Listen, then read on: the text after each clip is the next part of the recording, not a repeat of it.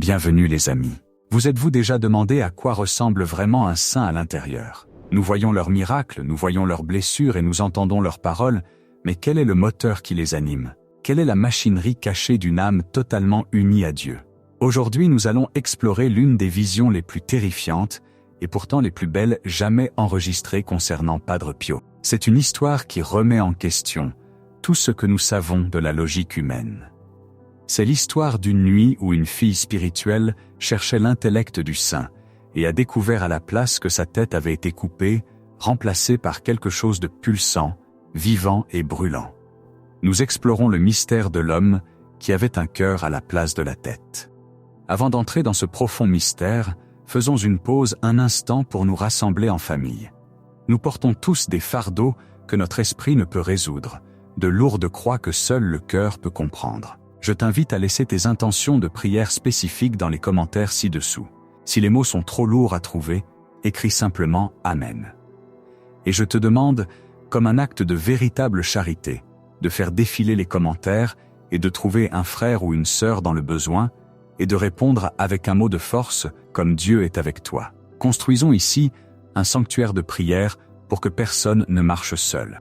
Pour comprendre la vision dont nous discutons aujourd'hui, nous devons d'abord comprendre la relation entre la voyante et le saint. Le témoin de cet événement n'était pas une observatrice occasionnelle ni une pèlerine en visite qui n'a vu Padre Pio qu'une seule fois. C'était Cléonice Morcaldi, souvent qualifiée de première fille de la famille spirituelle de Padre Pio. Sa relation avec lui était unique.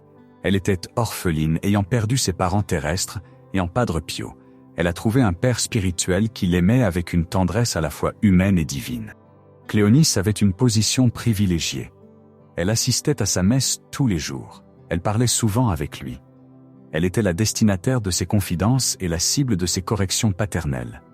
Mais comme nous tous qui aimons quelqu'un profondément, Cléonice voulait mieux le connaître. Elle voulait comprendre la profondeur de son amour. C'est un désir humain naturel, n'est-ce pas? Quand nous aimons quelqu'un, nous voulons voir son cœur. Nous voulons savoir si leur amour pour nous est réel, s'il est profond, s'il est durable. Un jour, dans la simplicité de leur conversation, Cléonice a fait une demande audacieuse. Elle a regardé le frère Capucin, cet homme portant les plaies du Christ, et elle lui a posé une question qui venait du plus profond de son âme. Elle lui a demandé si elle pouvait voir son cœur. Elle voulait comprendre la source de la charité qui émanait de lui. Elle voulait voir la réalité intérieure de l'homme qui passait jusqu'à 18 heures par jour au confessionnal, absorbant les péchés du monde. Padre Pio, dans son humilité caractéristique, ne lui a pas répondu par un traité théologique. Il n'a pas dessiné de schéma. Souvent, les saints ne nous répondent pas avec des mots, car les mots sont limités. Les mots sont des récipients trop petits pour contenir l'océan de la grâce divine. Au lieu de cela, la réponse lui est venue d'une manière qui contournait entièrement l'intellect. La réponse est venue dans le silence de la nuit, dans un rêve plus réel que le monde éveillé. Cette nuit-là, Cléonice tomba dans un profond sommeil, et dans ce sommeil, le voile entre le naturel et le surnaturel fut levé. Elle s'est retrouvée debout devant une scène de stupeur et de terreur. Elle vit un grand bûcher, un feu de joie massif, le genre utilisé pour les holocaustes dans les temps anciens. Les flammes rugissaient, consumant tout ce qu'elle touchait. Et là, au milieu des flammes, debout sur cet autel de feu, se trouvait Padre Pio. Mais ce n'était pas le Padre Pio qu'elle voyait tous les jours au couvent. C'était un homme transfiguré par la souffrance. Elle décrit l'avoir vu couvert de plaies et de blessures. C'était comme si chaque confession qu'il avait entendue, chaque péché qu'il avait absous et chaque douleur qu'il avait portée pour ses enfants spirituels s'était manifestée comme une blessure physique sur son corps. C'était un homme de douleur debout dans le feu du sacrifice. Poussée par son amour et son désir de le réconforter, Cléonice s'approcha du bûcher dans son rêve. Elle voulait lui rendre hommage. Elle voulait baiser sa main, la main qui la bénissait, la main qui portait les stigmates. Elle se rapprocha des flammes, ses yeux remontant le long de son corps blessé. Elle cherchait son visage, ce visage qu'elle connaissait si bien, ce visage qui pouvait être sévère un instant et rayonnant de joie l'instant d'après. Mais quand ses yeux atteignirent ses épaules, elle hurla. Il n'y avait pas de visage. Il n'y avait pas de tête. Là où le siège de la raison humaine, de la logique et de l'intellect aurait dû se trouver, il y avait autre chose. À la place de la tête, il y avait un cœur géant qui battait. C'était une vision de choc absolu. Imagine la réaction viscérale. La tête, la partie de nous qui calcule, qui planifie, qui s'inquiète, qui juge, avait disparu. Elle avait été coupée. Elle avait été remplacée par l'organe de l'amour, le vaisseau de sang et de vie. C'était un monstre de charité, un être composé entièrement d'amour debout dans le feu qui consume, mais ne détruit pas. Cléonice se réveilla en hurlant. La terreur de l'image était si vive que son cœur s'emballait. Elle était ébranlée jusqu'au plus profond d'elle-même. Ce n'était pas un cauchemar au sens démoniaque, mais un mystérium tremendum, un mystère si accablant qu'il évoque la peur et le tremblement. Elle gisait dans le noir, l'image du saint sans tête, l'homme au cœur, gravé dans son esprit. Le lendemain matin, le soleil se leva sur San Giovanni Rotondo, mais l'ombre du rêve restait sur Cléonice. Elle alla au couvent comme elle le faisait toujours, mais elle était hésitante. Comment pouvait-elle le lui dire? Cela semblait si grotesque, si violent. Penserait-il qu'elle perdait la tête? La gronderait-il d'avoir une imagination aussi effrayante? Elle le trouva et, pendant un moment, elle ne dit rien. Elle garda le secret en elle, tremblante. Mais Padre Pio, qui pouvait lire les âmes aussi facilement que nous lisons un journal, savait que quelque chose avait changé. Le lien entre eux était trop fort pour les secrets. Finalement, rassemblant son courage, elle raconta le rêve. Elle lui parla du feu. Elle lui parla des blessures. Et, d'une voix tremblante, elle lui parla de la terreur de voir un cœur là où sa tête aurait dû être. Elle attendait sa correction. Elle attendait qu'il rejette cela comme un tour de l'esprit ou le résultat d'un dîner trop lourd. Au lieu de cela, Padre Pio la regarda avec une profonde intensité. Il ne ria pas. Il ne la gronda pas. Il la regarda avec les yeux d'un père soulagé que son enfant comprenne enfin. Il lui dit « Et tu ne me le dis que maintenant. Laisse ces mots pénétrer. Et tu ne me le dis que maintenant. » Avec cette simple phrase, il confirma la vision. Il valida la réalité terrifiante dont elle avait été témoin. Il lui disait que ce n'était pas un cauchemar, mais une grâce. C'était une révélation de sa vraie nature. Le rêve était une radiographie spirituelle. Il montrait à Cléonice, et à travers elle, il nous montre à tout ce que signifie réellement être un saint. Avoir un cœur à la place de la tête est le but ultime de la vie chrétienne. Et pourtant, c'est terrifiant pour notre nature humaine. Nous aimons nos têtes. Nous aimons notre raison. Nous voulons comprendre pourquoi.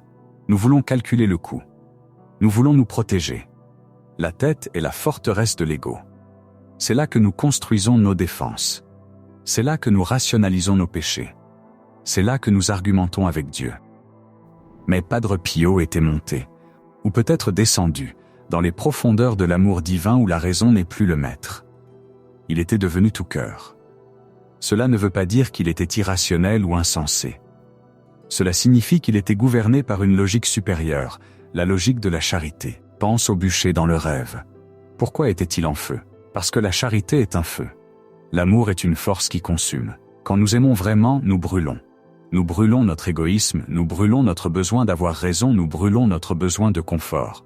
Padre Pio se tenait sur le bûcher parce qu'il s'était offert comme victime pour les pécheurs. Un homme gouverné par sa tête ne ferait jamais cela. La tête dit « préserve-toi ». La tête dit « évite la douleur ». La tête dit « pourquoi devrais-je souffrir pour l'erreur de quelqu'un d'autre ?» Mais le cœur dit « je souffrirai pour que tu n'aies pas à le faire ». Le cœur dit « je prendrai ton fardeau ». Le cœur dit « je t'aime plus que je n'aime ma propre vie ». Cette vision explique tant de choses sur la vie de Padre Pio qui semblent autrement inexplicables. Elle explique les longues heures au confessionnal. Un homme gouverné par la raison calculerait les heures. Il dirait « j'ai travaillé 8 heures, ça suffit. Je suis fatigué, j'ai besoin de repos ». Mais l'homme au cœur à la place de la tête restait. Il restait jusqu'à ce qu'il s'évanouisse. Il restait parce que l'amour ne regarde pas la pendule. L'amour ne calcule pas les heures supplémentaires. L'amour donne simplement jusqu'à ce qu'il n'y ait plus rien à donner. Elle explique son endurance des stigmates. Pendant 50 ans, il a porté les plaies ouvertes du Christ. Des médecins l'ont examiné, des scientifiques l'ont étudié et des sceptiques se sont moqués de lui. Ils ont essayé de comprendre cela avec leur tête. Ils ont cherché des produits chimiques, des acides, des troubles nerveux. Ils cherchaient une cause logique. Mais ils n'en trouvaient pas parce que la cause n'était pas dans la tête, elle était dans le cœur. Son cœur était si uni au cœur de Jésus que son corps n'avait d'autre choix que de refléter cette union. Les plaies étaient le signe extérieur du feu intérieur que Cléonice avait vu dans son rêve. Cet enseignement du cœur à la place de la tête est crucial pour nous aujourd'hui. Nous vivons dans un monde qui adore la tête. Nous sommes obsédés par l'information, par les données, par le fait d'être intelligent, d'avoir la bonne opinion. Nous pensons que si nous analysons suffisamment les choses, nous trouverons la paix. Nous pensons que si nous arrivons à comprendre la logique de notre souffrance, elle disparaîtra. Mais Padre Pio nous montre une autre voie. Il nous montre que la paix ne se trouve pas dans la tête, elle se trouve dans l'abandon du cœur. Il y a une autre histoire tirée des mémoires de Cléonis qui illustre cette logique du cœur. Il y avait des moments où Padre Pio traitait les pénitents avec une dureté apparente. Il criait. Il les chassait du confessionnal. Pour l'observateur utilisant sa tête, cela ressemblait à de la colère. Cela ressemblait à un manque de patience. Cela semblait contredire l'idée d'un saint aimant. Mais Cléonis, qui avait vu la vision, comprenait. Elle savait que même sa sévérité était un acte du cœur. C'était le cri désespéré d'un père, essayant de réveiller ses enfants d'un coma spirituel. Un père qui voit son enfant jouer au milieu de la circulation ne chuchote pas poliment. Il crie, il court, il utilise la force si nécessaire pour sauver la vie. La colère de Padre Pio était le feu de la charité. Il voyait des âmes au bord de l'enfer et son cœur l'obligeait à les choquer pour les amener au repentir. Sa tête aurait pu dire « Sois poli pour qu'il t'aime bien ». Mais son cœur disait « Sois vrai pour qu'il puisse être sauvé ». Ce concept de remplacer la tête par le cœur est aussi la clé pour comprendre la prière. Combien de fois prions-nous avec notre tête? Nous récitons des listes, nous donnons des instructions à Dieu, nous essayons de négocier. Seigneur, si tu fais ceci, je ferai cela. Nous traitons la prière comme une transaction commerciale. C'est la prière de la tête. Mais la prière du cœur est différente. La prière du cœur, c'est se tenir sur le bûcher. C'est dire, Seigneur, je ne comprends pas, mais j'ai confiance. C'est dire, Seigneur, ça fait mal, mais je te l'offre. La prière du cœur est silencieuse. C'est la prière du publicain dans le temple qui ne pouvait même pas lever les yeux au ciel, mais se frappait simplement la poitrine. Padre Pio voulait que Cléonis et tous ses enfants spirituels passent de la tête au cœur. Il savait que la tête est là où vit l'orgueil, mais le cœur est là où vit Dieu. Comme il l'a dit un jour, Dieu se trouve dans le cœur de l'homme qui le cherche. Il n'a pas dit que Dieu se trouve dans le cerveau, ou l'intellect ou la bibliothèque. Il y a une profonde vérité théologique, cachée dans la vision du bûcher de Cléonis. Dans la mystique chrétienne, les séraphins sont le cœur le plus élevé des anges. Le mot séraphin signifie littéralement les brûlants. Ce sont les anges les plus proches de Dieu, et ils sont embrasés d'amour. Ils n'ont d'autre fonction que d'aimer et d'adorer. En un sens, ils sont tout cœur. Quand Cléonis a vu Padre Pio sur le bûcher, elle le voyait dans son état séraphique. Elle voyait un être humain qui était devenu comme les séraphins, entièrement consumé par le feu de la présence de Dieu. Mais remarque les blessures. La vision n'était pas seulement du feu, c'était de la blessure. Couvert de plaies et de blessures, a-t-elle dit. Cela nous rappelle que sur cette terre, l'amour et la souffrance sont sœurs. Tu ne peux pas avoir l'une sans l'autre. Aimer, c'est être vulnérable. Aimer, c'est s'ouvrir à la blessure. Si tu protèges ton cœur, si tu construis un mur autour avec ta tête, avec ta logique et ton cynisme, tu seras en sécurité. Tu ne seras pas blessé. Mais tu ne seras pas non plus un saint. Tu ne seras pas comme le Christ. Padre Pio était prêt à perdre la tête, à perdre sa sécurité, son intimité, son confort, son être même pour gagner le cœur du Christ. Allons plus loin dans la conversation qui a suivi le rêve. Pourquoi a-t-il dit « Et tu ne me le dis que maintenant » Il y a un côté espiègle là-dedans, mais aussi une douce réprimande. Il sous-entendait que cette réalité aurait dû être évidente. Il disait « Cléonis, ne m'as-tu pas vu? Ne m'as-tu pas observé pendant toutes ces années? Pensais-tu vraiment que je fonctionnais selon la logique humaine? Pensais-tu qu'un homme pourrait porter ce poids des péchés du monde s'il utilisait son cerveau? Je suis un cœur depuis longtemps, ma fille. » C'était une confirmation que la transformation était achevée depuis longtemps. Il attendait qu'elle le voie. Il attend que nous le voyions. Nous regardons souvent les saints et pensons qu'ils sont des super-héros avec des pouvoirs que nous ne pouvons pas atteindre. Mais le miracle du cœur est ouvert à tous. Nous n'avons peut-être pas les stigmates. Nous n'avons peut-être pas le don de bilocation ou de prophétie. Mais nous avons tous un cœur qui peut remplacer notre tête. À quoi cela ressemblerait-il dans ta vie? Dès aujourd'hui. Cela signifierait que lorsque quelqu'un te blesse, au lieu que ta tête calcule une réplique ou une stratégie de vengeance, ton cœur offre le pardon. La tête dit « ils ne le méritent pas ». Le cœur dit « je leur pardonnerai quand même pour l'amour de Dieu ». Cela signifierait que lorsque tu fais face à une épreuve, une maladie, une perte financière, des problèmes familiaux, au lieu que ta tête tourne avec des inquiétudes et des scénarios catastrophes, ton cœur repose dans la confiance. La tête dit c'est un désastre. Le cœur dit c'est un mystère. Et Dieu est avec moi dans le feu. Cela signifierait que lorsque tu vois quelqu'un dans le besoin, au lieu que ta tête le juge, pourquoi ne trouve-t-il pas un travail? Pourquoi est-il comme ça? Ton cœur agit simplement pour aider. La tête juge. Le cœur agit. C'est la folie de la croix dont parle saint Paul. Pour le monde, la croix est une folie. Cela n'a aucun sens. Pourquoi Dieu mourrait-il? Pourquoi le roi deviendrait-il un serviteur? C'est illogique. Mais c'est la logique suprême de l'amour. Padre Pio a vécu cette folie. Il est devenu fou pour le Christ. Il est devenu un homme sans tête, guidé uniquement par le rythme pulsant de la charité divine. Cléonice Morcaldi a porté cette vision avec elle pour le reste de sa vie. Elle a changé sa façon de voir son père spirituel. Elle ne voyait plus juste un frère, elle voyait un vaisseau vivant d'amour. Et elle comprenait que lorsqu'elle s'approchait de lui, elle ne s'approchait pas d'un juge, mais d'un cœur qui brûlait pour son salut. Il y a une autre couche à cette vision qui mérite d'être explorée. Le cœur est le moteur du corps. Il pompe le sang vers chaque membre. Si la tête est enlevée et que seul le cœur reste, cela suggère que la source de vie est devenue l'identité de la personne. Au sens biblique, le sang est la vie. Padre Pio a offert son sang très littéralement à travers les stigmates pour l'Église. Il est devenu une station de transfusion pour les âmes. Les gens venaient à San Giovanni Rotondo spirituellement anémiques, morts dans leurs péchés, froids dans leur logique, et par le sacrement de confession, par sa messe, Padre Pio pompait son propre amour dérivé du Christ dans leurs veines. Il leur donnait une greffe de cœur. As-tu déjà ressenti cette froideur dans ta propre vie spirituelle? As-tu déjà eu l'impression que ta foi n'était qu'une liste de règles dans ta tête, quelque chose que tu as mémorisé mais que tu ne ressentais pas? C'est le danger de la foi de la tête. Elle est sèche. Elle est fragile. Elle se brise quand le feu arrive. Padre Pio nous invite à la foi du cœur. Cette foi est désordonnée. Elle est chaude. Elle est vivante. Elle implique des larmes et des rires, et un abandon profond et déchirant. C'est la foi qui peut se tenir sur le bûcher et ne pas avoir peur des flammes. Le bûcher dans le rêve de Cléonice est aussi un symbole de purification. L'or est éprouvé par le feu. Padre Pio était de l'or pur. Mais remarque, il n'était pas consumé par le feu. Il faisait partie du feu. Lorsque nous alignons nos cœurs avec Dieu, nous devenons une partie de son feu. Nous devenons des lumières dans un monde sombre. En réfléchissant à cela, nous devons nous souvenir du coup. Nous ne pouvons pas le romancer. Avoir un cœur à la place de la tête est douloureux. Cela signifie ressentir la douleur des autres comme si c'était la tienne. Padre Pio n'entendait pas seulement parler de la souffrance des gens, il la ressentait.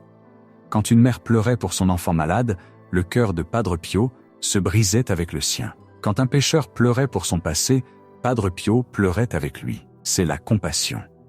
Littéralement, souffrir avec. Si nous demandons à Dieu ce don, le don d'un cœur qui dirige, nous demandons à être sensibilisés. Nous demandons que le cal soit enlevé. La tête crée de la distance. Le cœur détruit la distance. Sommes-nous assez courageux pour combler ce fossé? Sommes-nous assez courageux pour laisser tomber les barrières de notre logique afin de pouvoir vraiment aimer notre prochain? La confirmation de Padre Pio à Cléonice, et tu ne me le dis que maintenant, est aussi une question pour nous. Le comprends-tu seulement maintenant? Sommes-nous chrétiens depuis des années, tout en ayant échoué à comprendre que l'amour est la seule chose qui compte? Avons-nous assisté à la messe, dit nos prières, tout en gardant nos cœurs gardés et en sécurité? Aujourd'hui, demandons la grâce de subir cette chirurgie spirituelle. Demandons à Dieu de décapiter doucement notre orgueil, notre ego, notre besoin de tout contrôler avec notre intellect. Demandons-lui de transplanter son cœur sacré dans nos poitrines. Padre Pio nous a montré la voie. Il nous a montré qu'un homme peut vivre sans tête, pourvu qu'il soit plein de Dieu. Il nous a montré que la chose la plus intelligente qu'une personne puisse faire est d'arrêter d'essayer de comprendre Dieu et de commencer à l'aimer. Pense à la liberté dans cela. Tu n'as pas besoin d'avoir toutes les réponses. Tu n'as pas besoin de résoudre l'énigme de l'univers. Tu n'as pas besoin de gagner chaque argument. Tu dois juste aimer. Tu dois juste brûler. Pour conclure cette réflexion, je veux que tu fermes les yeux un instant si tu le peux. Imagine la scène que Cléonice a vue, la nuit sombre, le feu rugissant et le saint debout là, t'attendant. Mais ne cherche pas ses yeux ou sa bouche. Regarde sa poitrine. Vois la lueur de cette immense charité. Il te dit qu'il y a de la place dans ce cœur pour toi. Peu importe ce que tu as fait, peu importe à quel point tes raisons de rester loin de Dieu peuvent être logiques. Le cœur l'emporte sur la tête. Le cœur dit « rentre à la maison ». La logique du monde dit que tu es fini. La logique du cœur dit que tu ne fais que commencer. La logique du monde dit que tu es seul. La logique du cœur dit « je suis avec toi jusqu'à la fin des temps ». Prenons cette vision de l'homme au cœur à la place de la tête et laissons-la changer notre semaine. Quand tu fais face à une décision, demande-toi que ferait le cœur. Quand tu fais face à un conflit, demande « comment puis-je brûler de charité en ce moment ?» Merci d'avoir voyagé dans ce mystère avec nous aujourd'hui. C'est une histoire étrange, une image saisissante, mais c'est celle qui détient le secret de la sainteté. Si cette histoire a touché ton propre cœur, si elle a allumé une petite flamme en toi, s'il te plaît, partage cette vidéo avec quelqu'un qui a besoin de l'entendre. Partage-la avec quelqu'un qui réfléchit trop, quelqu'un qui souffre, quelqu'un qui a besoin de savoir que l'amour est plus fort que la logique. Et n'oublie pas de laisser ta prière dans les commentaires. Prouvons que nous sommes une communauté du cœur, pas juste une collection d'étrangers sur Internet. Soyons les brûlants les uns pour les autres. Que l'intercession de Padre Pio, le saint au cœur brûlant, soit avec vous tous. Qu'il vous guide loin de la froideur du calcul et vers la chaleur de l'amour divin. Soyez bénis maintenant et toujours. Amen.